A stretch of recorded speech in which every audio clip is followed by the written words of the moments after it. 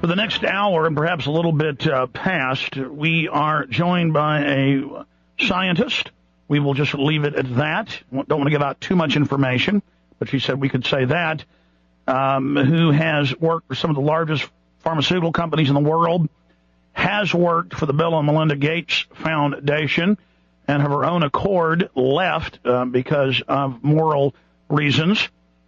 She has documented all of her claims to us in hundreds of pages of documents that were very hard to digest.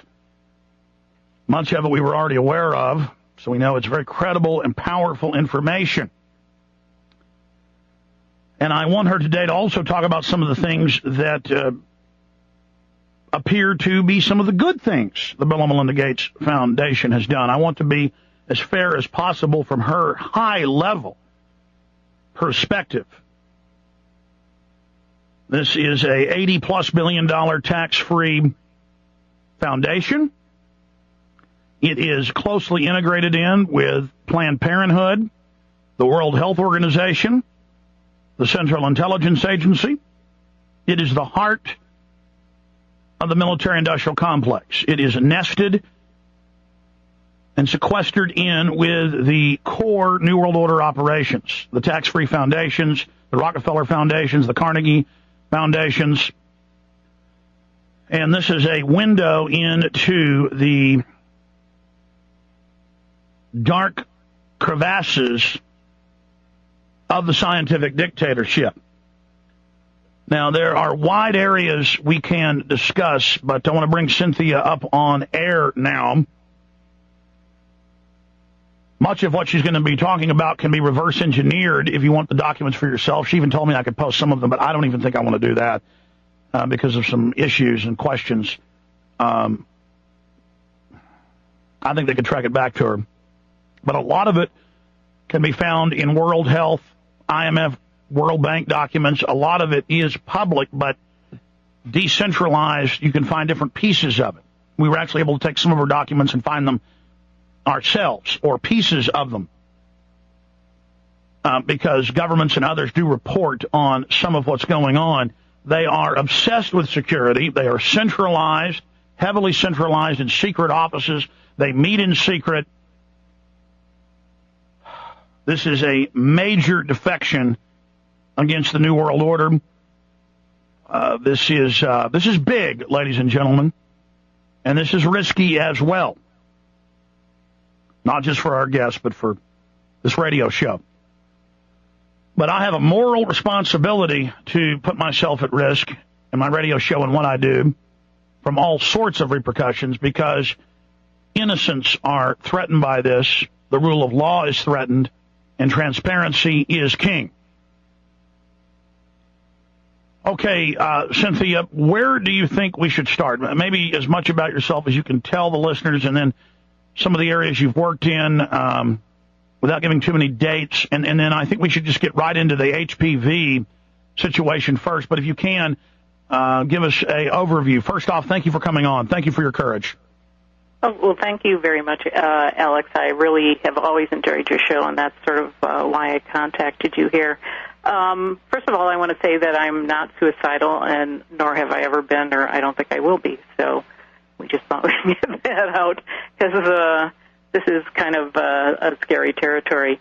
I am a research scientist. I started out working at the FDA, and I've worked for major universities and a lot of very cutting-edge major biotech and pharmaceutical companies, and worked on drug development in the lab, and then eventually worked my way into clinical research where in the preclinical studies, and then, I've even written and designed clinical protocols for human trials and the follow-ups and things like that. So I've been involved in all levels of, drug development and biological research here. So, I sort of know of what I speak, and I can kind of weave in how big pharmaceutical companies are kind of in some ways no different than what's going on at the Gates Foundation.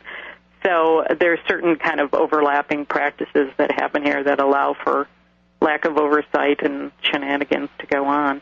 But I thought I'd like to start out just kind of briefly, I think you're right with the HPV virus, but briefly with, having worked in Big Pharma, I was kind of very happy to go to work for the Gates Foundation because I thought they were doing very, altruistic work, being very helpful towards people, and they are. I mean, there's a lot of really wonderful programs they do. They have a lot of Oprah-like programs going on, and they started out very, Oprah-like, like working with the Helen Keller Foundation, supporting them to prevent, diseases that can cause blindness in third world countries by increasing, how people conduct sanitation and things like that. And a lot of that sort of programs are still ongoing, and providing mosquito nets for people in malaria areas and with sleeping sickness and things like that.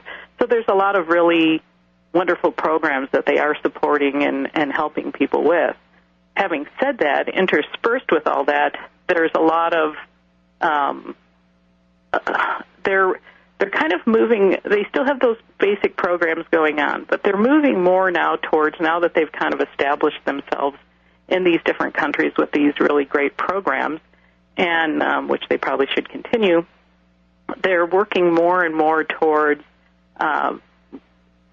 vaccinating people against, I would say, almost everything, and starting these really intense vaccination programs.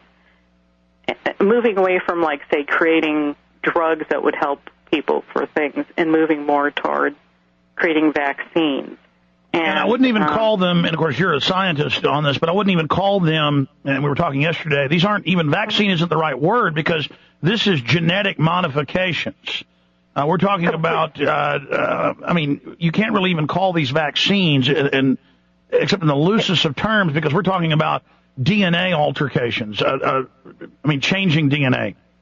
That's correct. I mean, like the old vaccines, like the tetanus, they would take the tetanus bacteria, they would kill it, which is called attenuated, and then they would inject you with, kind of like the dead bacteria, and your body would go, oh, okay, and then if you're exposed to tetanus. Now they're just taking weird protein sequences and growing them up in yeast and, that are like one little protein fragment of whatever they want to vaccinate against. And so that's very disconcerting, because you don't know.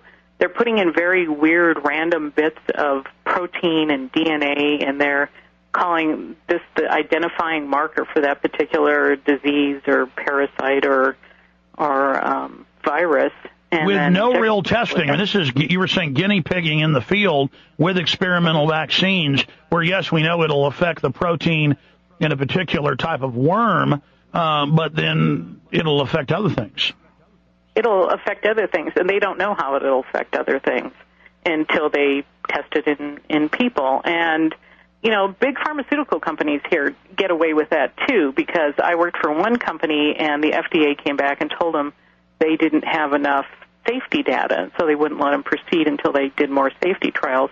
Well, then, what people don't know, this is kind of like an intermediate thing, besides just testing them on third world people. Poland and Czechoslovakia also have sites set up where U.S. companies can come in and go to the next level and test on people over there. And so they would circumvent having to do more safety tests, just go to the test that they wanted to, like in Poland, and then go back to the FDA and say, see, it didn't kill these people in Poland. And so then they would proceed on. But I want to flesh that out, because that's a big deal, and people may not understand the magnitude of what you're saying there. You have the companies themselves doing their own internal test and then dumbing up the records. Yeah, they have done that. I've worked for companies in the past that have done that. I've sat in meetings, and when they test drugs, let's say I'm just going to say the Mayo Clinic, I'm not singling them out, they have to write down every single bad thing that happens to somebody, and I've seen the doctors go through and just alter or remove those patients so their data looks better. Stay there. Let's come back and talk about that on the other side and break all of this down with this research scientist blowing the whistle.